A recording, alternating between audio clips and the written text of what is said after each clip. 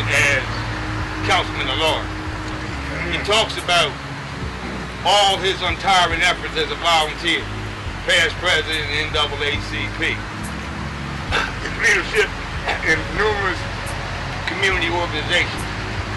Talks, of course, historically about him being the first African-American mayor.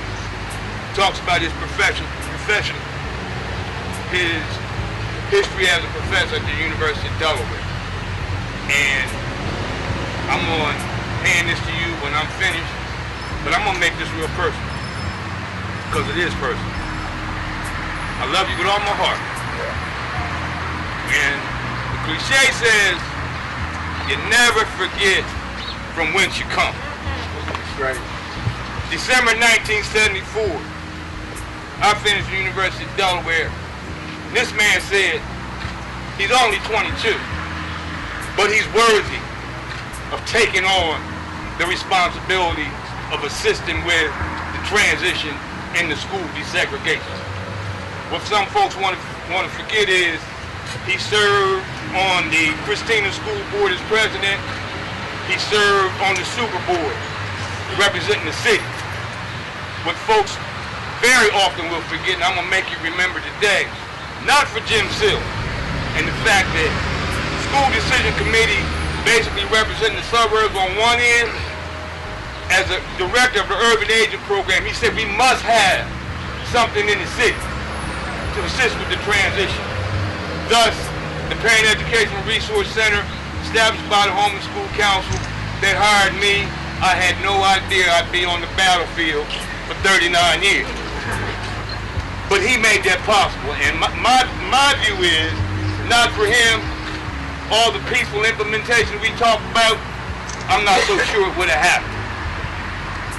While I'm talking, I want to recognize the presence of Keith Booker, former president of the Wilmington branch NAACP. That year that Mayor Sills was elected than anybody else, and I'm not so sure it would have been as easy if Keith hadn't been out there working the way he was working. So Keith, thank you. Behind every great man, there's a great woman. I remember when he was running for office, Senator Holloway brought his remarks, and the last thing Senator Holloway said was, separate and apart from Jim, I believe that Evelyn Sills needs to be the first lady of this city. He couldn't have done it without her. We want to say thank you to the Sills family for the sacrifice that they made, what they've done for us.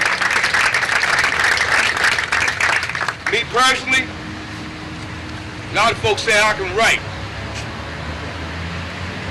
Two things, Jim. One, you're the only person in this town, 1994, said, son, you can do more than raise hell, and you can do more than run a little community center. I want you to come be my parks director. Now, he didn't know, and I didn't know that I never had a boss before. And he was glad to see me go. But I appreciate the opportunity. And you talk about teaching, folks say I could write. If you were around Jim Sills, you weren't allowed to send anything that was grammatically inept. And I jumped up and down like a little kid.